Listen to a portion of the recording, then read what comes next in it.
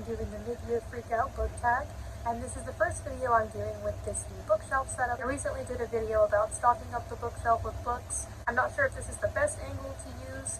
I do think I'd rather be sitting than standing. I think that looks better, but let me know. But so far, I'm liking the way it feels. So this is a tag that I see done pretty often, usually done around this time of the year. It's just some questions about like books you've read this year, maybe reading plans for the rest of the year. I don't know who originally created it. Anyway, it's got 13 questions. Let's get started. Question 1, best book you've read so far this year. The best book I have read this year, in my opinion, the book I have enjoyed the most this year that I read for the first time is This Song Is Not For You by Laura Nowlin. I've talked about it before. I did a review of it. I really enjoyed it. It has a pretty low average rating on Goodreads, but since then, I'm just like, the whole experience of that showed me that a book may have low ratings, but you might love it. It might be for you. It may not be for everyone, but it's for you. And that's one of the messages of this book. It has some other great messages and things as well. It's definitely not for everyone. I'm not going to say that everyone should read this book, but some people will like it. And after reading it, I decided it was my new favorite book because I wasn't sure what my favorite book was. Sometimes I answer questions in tag videos like, what's your all-time favorite book? And I had an answer to that before, but I had come up with that answer like years ago, and I didn't know if it would still apply today. At the moment, this is my favorite book. And I know that the author has books that are more popular than this one. I ended up reading this one first because I saw this at a thrift store and it looked and sounded interesting. I've read some other great books this year, some that may be better when it comes to just like the actual books themselves, some that are maybe about bigger or more important messages, but ultimately in terms of what I enjoyed the most, this would be up there. And I will be doing a video at the end of the year, or maybe like the very beginning of next year, about the best books I've read this year. I did that last year. I was planning on it being longer. I was going to do like top 10 books, and then I just ended up doing top 3, and even then the video still ended up being kind of long. I don't know how many books I'm going to go over in this year's video, probably no more than 10, because otherwise it'll be so long. But I've read some pretty good books, maybe like 7 or so that are on the list so far, but of course if I read ones that are better, some of them might get taken off the list. But we'll just see, but I do plan on doing that, and at the moment, this looks like it's going to be at the top of the list, but we'll see if anything changes. If you want to know more of what this book is about, you can look it up or watch my review of it, but I will say that it is a young adult contemporary romance. It's a little different. It was kind of unique. Some of the writing was different from what I've seen before. I liked some of the progressive ideas in it. I liked the characters and relationships. I like that it's about music. And it's not very long, and I feel like it's a book that wasn't made longer just to make it longer. Like, I think it said what it needed to say and then it was done. So since reading this, if I see that there's a book that I might be interested in and it's got like a lower rating, I mean, usually books don't have a rating that's as low as this one. Like, this one's so low. If it's like 3 point something or whatever, even lower, I'm not going to be like, oh, well, then the book's probably not good, because I don't know, because I haven't read it for myself, so I cannot make a fair judgment of it. So since this book, I'm just like, I might like it. We'll see. It may have a low rating, but I might enjoy it, and I don't think a low rating is going to stop me from reading the book, because I want to see for myself.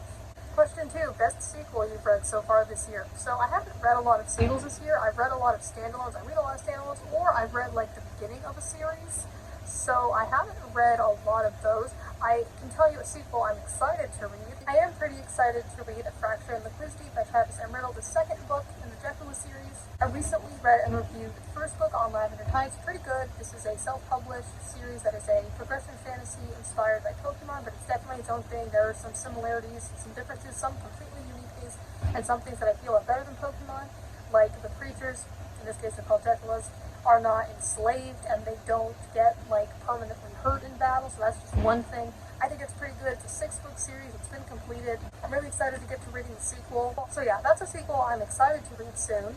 But yeah, I haven't read a lot of sequels this year, but I do still have an answer for this. So I do read a lot of children's books, especially if it's like by an author I like. Maybe they've written books for older readers, but they've also written those, and they're short, and the library gives me access to them, so I'm like, sure, I'll read them, why not? And sometimes they can still be delightful, sometimes they can still be fun, they can be light, can help you if you're reading some books you're not really enjoying, which is the case for me right now, and you can read them to get you still in a reading mood, get you into that focus, because sometimes you may want to get into reading, but before that you were doing something that doesn't take as much focus, so it can get you into reading, remind you that you actually like reading, because sometimes, at least my brain can be like, you didn't like reading. Of course I know I do, but when I'm reading books I don't like, I may question it, and so that can help. So there can be many reasons to read those books. They can be light and fun, they can still have great messages, like this book that I'm going to mention. So for this question, my answer is Avon Green Baking Machine by Dusty Bowen. I have done a review of this. So this is part of the 4th book, there might be more in the future, I don't know, Avon Green series. Those books are like a little spin-off, sort of, that is related to the Insignificant Events in the Life of a Cactus series. Now this is a middle grade novel, so it's a bit longer and bigger than the Avon Green books. Those are like chapter books for maybe second graders or so. And this series is about a girl who doesn't have arms, and I know at least this first book has like a mystery to it, and it takes place in the Arizona desert. I really enjoyed this book. I'm planning on getting to the sequel, Momentous Events in the Life of a Cactus, really soon. Hopefully it'll happen now. I'm planning on it. But anyway, so the Avon Green series is a series of smaller books for younger readers about that character when she was younger, just like the age range those books are for. So I read those because my library system had them, and they were short, and I figured why not. But honestly, compared to some children's books, they were pretty good. Like, they actually were fun and funny, but they like had really interesting premises, and they had some really good messages, like Baking Machine, which is the second book in the series, and it's my answer for this one because I just really enjoyed it. Like, it was just a children's book, which of course doesn't at all mean that it doesn't have any substance to it. Some don't, but some do, like this one. It was about Avon and her friends. There's a baking competition going on in the town, and so it involves a lot of things about baking and learning how to bake. She's not exactly an expert at it, I don't think, but I really liked this book because it had some really great things in it. Like, they have a friend who I think is from India, and so she wants to do a dish that they've never heard of before, and the way it sounds kind of sounds like something gross in their language, so they like laugh at her, and this upsets her. And so there are lessons about cultural sensitivity and how different cultures have different foods, and there's also a big great message about how you won't know if you like something, in this case food, unless you try it, how you should at least be open to trying new things. I think that's great. The main character, Avon, is great. She's a great protagonist, and I liked the relationships that she had in the book with like her classmates, her friends, her family. They were all sweet. But yeah, I really enjoyed that book. I think that the third book in that series, Music Machine, was pretty good. So was Soccer Machine, the fourth book in that series. So yeah, Avon Green Baking Machine is a shorter book, but it counts, and it was a sequel. So that, I guess, is the best sequel I've read so far this year. That is not including like prequels, like there is Sunrise on the Reaping, and you could call that a sequel, but it's technically a prequel. Question 3, new release you haven't read yet but want to. There are so many books I want to get to, but one that's a new release is by the same author I just mentioned, and that is The Beat I Drum by Dusty Bowling. This book just came out in April, and it's another book I plan on reading pretty soon, after Momentous Events in the Life of a Cactus, because it does take place in that world, but this follows a different character. This follows Avon's friend Connor, who has Tourette's syndrome. I'm definitely excited to read this and get this character's perspective. He's introduced in the Life of a Cactus books in the first book, and this is about him starting high school. And I think I've heard, like, I know that Momentous Events in the Life of a Cactus is Avon starting high school. Like, in Insignificant Events, she's still in middle school. But I think I may have heard they go to 2 different high schools, so maybe she's not in this, but it is his story. So I am really excited to read this as well, especially because it's new, because I feel like when a book is new, it's even more exciting to read it. So I really want to get to it. I've been wanting to. Plus, these books aren't even that long. The text is probably pretty big. So I don't think it will even take me a while, especially because I think I'll enjoy it. But yeah, that's a new release that I own, that I just haven't read yet, that I'm very excited for. And although this is about him starting high school, I do believe it's still considered middle grade, like Insignificant Events in the Life of a Cactus. Question 4, most anticipated release for the second half of the year. For this question, I am saying Dive by John David Anderson. He's been releasing at least one book each year for quite a while. I don't know if he'll always be doing that, but that is the book that's coming out this year. It's coming out in August, which I realize is actually pretty soon since I first heard about it. I don't remember when. I think it was earlier this year. That's looking like it's going to be a standalone middle grade novel about a girl, and I think it's got something to do with swimming. I think she does that, like maybe competitively, pretty seriously at least. And I think it's got something to do with a friendship and some sort of life lesson, I'm sure, like his books have. You see my books of his that I have here. These are the only 4 I've read. I do plan on reading more from the library. I want to read all his books. I really like him. He's one of my favorite authors. But yeah, I'm really excited for Dive. I'm sure I'm probably going to like it. I've given all his books 5 stars so far. Question 5, biggest disappointment of the year. So I thought about my answers to these questions before making the video, and I couldn't really think of one. There have been some books that I've rated kind of low, but I don't think there were any books where I was like really expecting to like it and then just was really disappointed. I've been more surprised than disappointed, like pleasantly surprised. So while I always try to have an answer to these questions, I don't really have one, and if there are truly no books that I'm disappointed in, then yeah, I don't have an answer for it. Question 6, I just mentioned how sometimes I'm surprised, so biggest surprise.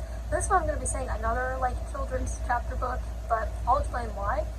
And that is Read Jolene and the Neighborhood Swap by Wendy Mass. I made a review of this one not too long ago, so Wendy Mass is another one of my favorite authors, and this is a book that just came out this year. And I'll also be doing a review at the end of the year or at the beginning of next year about the books that came out this year that I read this year. I'll probably rank them from the ones I enjoyed least to most. And so this book, there might be more in the series coming, I'm not sure, but right now there's just this one, and this is a book that I really enjoyed. Like I said, sometimes with children's books I just may not expect to like them as much because I'm not that age, and maybe they just won't have much to them. Maybe they'll be kind of boring, maybe just, I don't know, they may not resonate with me, or there may not be much to them. But of course, I should have expected more from Wendy Mass. Not that I expected it to be bad, I just didn't really know. I just know that the library had it, and I was like, it's Wendy Mass, sure, I'll read it. It's new, that even adds on to my feelings of wanting to read it, so I wanted to give it a chance. I didn't really have any expectations going into it. I mean, I guess I did think it would probably be good because it's Wendy Mass. She mostly writes middle grade. She has written a couple of young adult novels, but yeah, she mostly writes middle grade. And Greenville Loom is a pretty good story. It was about a girl, and I think she was a really interesting protagonist. She used a typewriter to write letters to her friend who moved away. Her parents had pretty interesting jobs. Her mom was a professional voice actor. Her dad made crossword puzzles for a living. And she and her family are like really kind and resourceful. And it's about recycling, but I didn't feel like it was extremely preachy. Like, it didn't feel like it was just trying to send a message. Like, it was a genuinely fun, good story. And the main thing about it is that Jolene wants to start a swap meet to get rid of things she doesn't need, so that her neighbors can get rid of things that they don't need, and they can get some new things that they might want or need. That's the main thing it's about. It's not very long, but I did enjoy it. I think it was genuinely funny at times, and it was just enjoyable and fun, and I guess unique and different. And I enjoyed Jolene as a protagonist and narrator. I think it has some great messages and great ideas in it, without, like I said, being just too preachy about the specific message. I think it was like genuinely good stories, and it just yelling at you like, hey, you should recycle. Like, it felt good. I think it was done in a good way. So yeah, I guess I'm saying that that was my biggest surprise this year.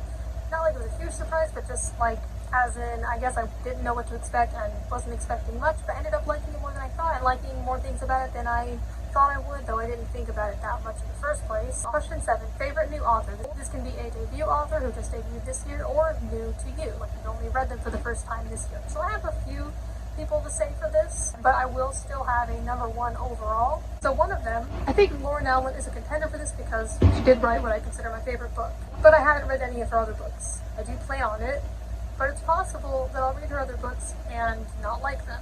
So I'll have to see. I think that she is a contender to become one of my favorite authors, but when she's only written one book that I like, even though I really liked it, that doesn't mean she's going to be one of my favorite authors. But I think that she has the potential to become one. So I'm definitely interested in her and checking out more of her work and following her from here on out. Another author I read for the first time this year is Sarah Dessen. First, I read this book, Just Listen. I really liked this book. This is another one of the best books I've read this year. Honestly, at the moment, I would say, because my list could change by the time you see the video at the end of the year.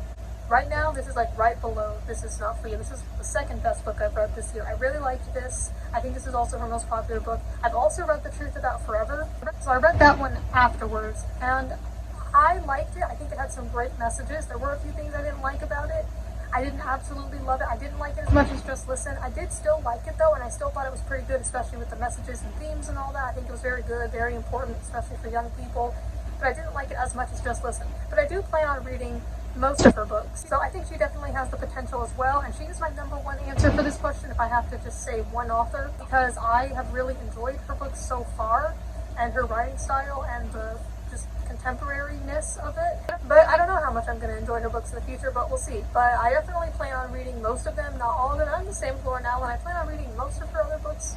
Probably not all of them though, but most of Sarah Dessen's books I have access to through the library, or they sound interesting to me, so I'll check them out at some point. But from what I've read so far, I think that she definitely has the potential to become one of my favorite authors. I mean, one of the reasons why I started reading her in the first place was I believe I was looking up authors who are similar to Judy Blume, who's another one of my favorites, and Sarah Dessen was one of the ones who came up. And I can definitely see the similarities, just a bit more modern. So yeah, I thought Just Listen was really good. I don't know if I'll like any of her other books as much as this one, but it's possible. But we'll just have to see. There's one other author, and that is Elle McNichol.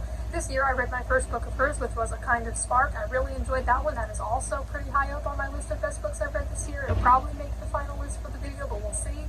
And that is about a young Scottish autistic girl who learns about the witch trials that happened where she lives, like they happened way in the past, and she is really interested in it, and she feels really enraged by it because she feels really sympathetic for the witches, and she feels that they didn't deserve it, and that they were probably just different, maybe even just like her, and she doesn't like what happened to them, and so she wants the town to like commemorate them, put up a statue or a plaque or something like that, instead of just acting like it was normal or like it just happened, like it just doesn't matter. So that becomes really important to her. It's not just about that though. There are aspects of her home life, and she has an older sister who's also autistic, and it goes into school. Some of the stuff that happens at the school is pretty intense and pretty heavy, but I think it was realistic instead of just she has a perfect family and then everything is great at school, everyone's accommodating, because that's not how it is. And I think that can be very realistic for a lot of people's situations. And like she has a teacher who's old and not very understanding, and there's like one girl in particular at school who's really mean to her and makes fun of her. So it goes over a lot of aspects of the autistic experience, challenges, and corrects some misconceptions and stereotypes. And I think that it did a really good job at expressing how she felt. I felt that I could feel how she felt sometimes. I think it's great when an author can do that, like you feel like you're going through whatever the character is going through. I thought it was a really good book for those reasons and more. So I really enjoyed that, and I definitely want to read more books with autistic characters, especially protagonists and narrators. But I surprisingly haven't read many so far, but I really enjoyed that one. I definitely want to read more of her work, so I plan on doing that, and I can see her becoming one of my favorite authors, especially because she writes specifically, I don't know if all her characters are autistic, maybe not, like all her protagonists, but that seems to be something she specializes in, so I think that being something I can relate to will add on to why I like her book so much. But I feel like A Kind of Spark was similar to This Song Is Not For You in the sense that it wasn't very long. It was less than 200 pages. This Song Is Not For You is a little over 200 pages. But A Kind of Spark, I think, said what it needed to say, and then it was done. So it wasn't very long, which added on to it, but I enjoyed it anyway, so that I ended up reading it not that slowly.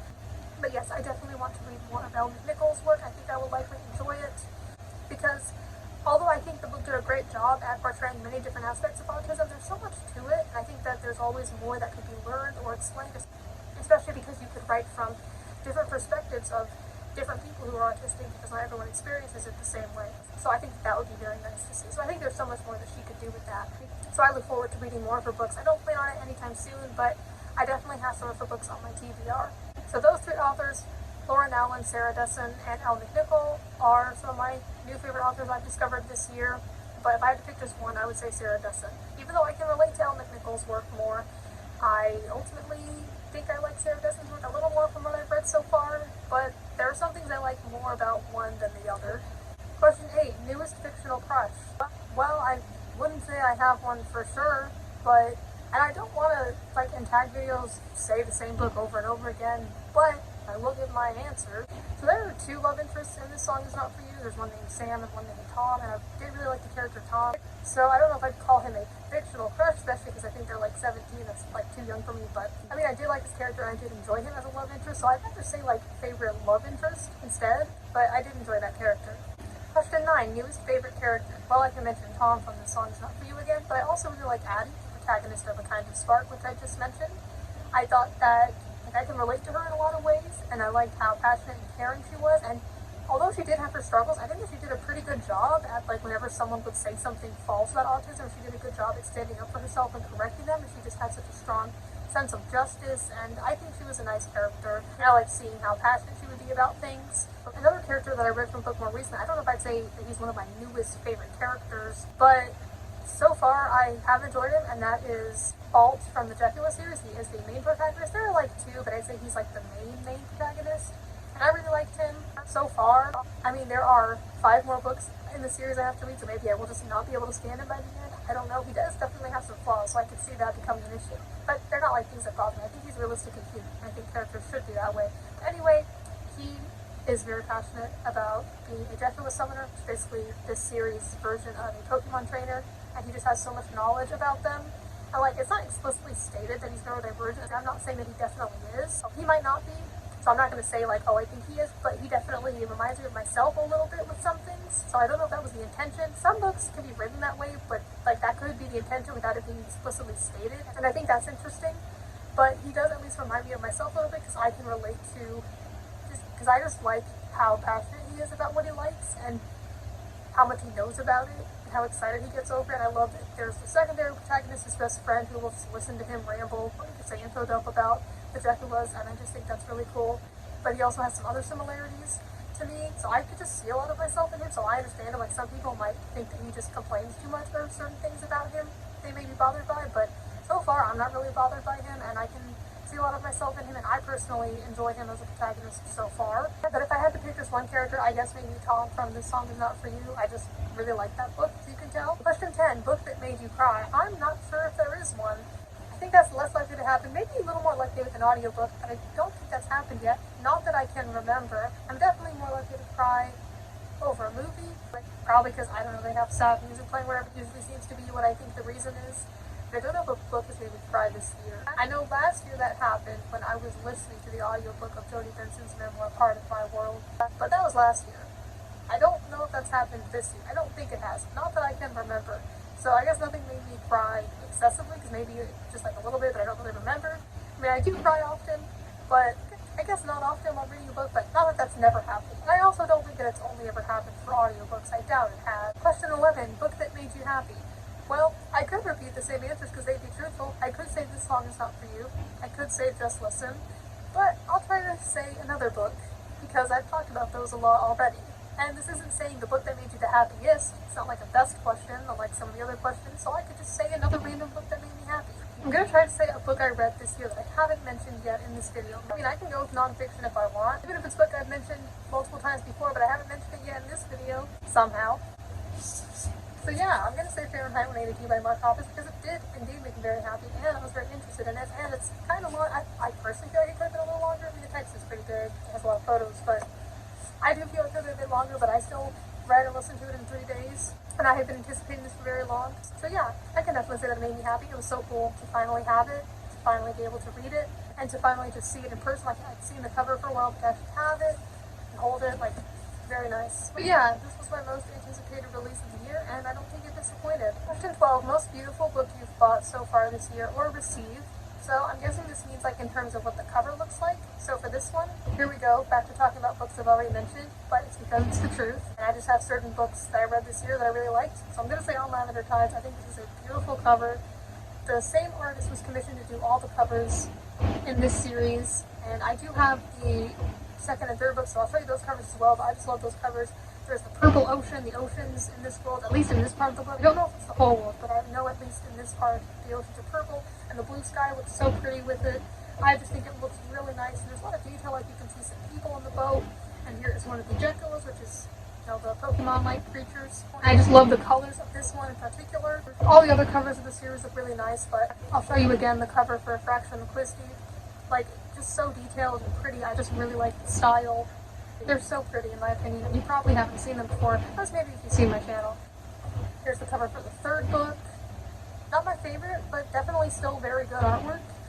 So yeah, I think that this series just has gorgeous cover designs, very pretty, and it really reflects the settings and atmosphere of these books. Like, I've only read this first book so far. I just really enjoyed the settings, like the beach and the places that the characters went to. There's a lot of traveling in it, at least in this first book, and it felt very atmospheric, and I really enjoyed it. It was kind of cozy, just being in this world with them, and just the way things were described, I think, was really good, and so I really enjoyed the settings and the whole atmosphere of this book. Question 13, what books do you need to read by the end of the year? So, I am taking this quite literally. There are definitely none that I need to read. There are none I'm doing for like an assignment or anything. I am doing the Read Your Bookshelf Challenge by Chantel Reads All Day, so I do have books for each month that I want to read. But I'm not going to just say all the ones I'm doing. Some of them I have said, but I'm not going to say them all in advance. But as for some books that I really want to get to this year, there are so many, but I'll say some. So I've talked about The Remaining Life of a Cactus books. I'm hoping to get to these books really soon. Another book that I really want to get to sooner rather than later is A Perfect Mistake by Melanie Conklin. I'm thinking about it being one of the books I read next, but there are just so many I want to read, so it can take a while, and I'm sure you probably understand the struggle. But it's another middle grade novel that isn't very long, so it wouldn't even take me that long in the first place. So even if I'm reading a bunch of books at once and feel kind of overwhelmed by it, then, you know, I'll probably be done with this pretty soon. I really want to get to Written Stone Lane by A.J. Hartley, the sequel to Cold Bath Street, which I read last year, and I enjoyed it a lot. Yeah, some of the books that I definitely want to read next, I thought about just not even mentioning in this video because I know I'm going to get to them this year, are two of Tom DeLonge's books that I have but haven't read yet. There's Trinity, which is co-written with A.J. Hartley and Poe Anderson. Nightmares, co-written with Suzanne Young. This also has a sequel and some comics and a graphic novel. Yeah, I really, really want to get to these. I've had these since late March, early April, so I'm definitely going to get to these. I almost just didn't even mention them in the video because I know I'm going to get to them, but yeah, these are definitely some of the books I want to read next. Maybe by the time this video is out, I'll be reading them, I don't know. I definitely want to read Lord Nowlin's much more popular book, If He Had Been With Me. I want to try to get to that this year because I love this song is not for you, and I know that this one is a lot more popular, so I want to see what the hype's about, and I want to see if I like it. I usually am not going to read a book just to see what the hype is about, but with this one I do want to try it just because I liked the author's work so much before. Maybe I'll end up really not liking it, who knows. I have heard that it's very different. In her own words, I believe she said that. And there are a lot of other books that I want to get to reading, but those are some of the big ones. Of course, I want to read all the rest of the Jekyll series. I mean, I only own half of it so far. So yeah, there is my first time doing the mid-year Freakout book tag. So you've heard about some of the books that I really enjoyed this year, so much so that I would just mention them over and over again. Let me know what are some of the best books that you've read so far this year, or any that you really didn't like. Like, if you had a biggest disappointment, I'd like to know, because I didn't really have one so far. But I'd love to know if you did. Like, so far, I've been pretty positive in my reviews. I generally like the books I read, but I do have one coming up. It might be my next video, but I don't want to say for sure. But there is a book that I'm not enjoying. I'm close to done with it, but it's been a struggle. And I'm going to do a review of it, and it's going to be, I'm not going to be like completely negative in it, like I'm going to have a positive ending to it, but I just mean like I'm going to have a lot of things to say about it I didn't like. So that'll be different from what I've done before, because generally I've given books 5 or 3 stars. I haven't given a book 2 stars like in a YouTube review yet. I have on Goodreads, so that'll be different. So you'll get to see my rating a book that low. Anyway, thank you for watching the mid-year Freakout book tag. Let me know what you think of the new bookshelf setup. If you've watched my old videos and you know what it's like.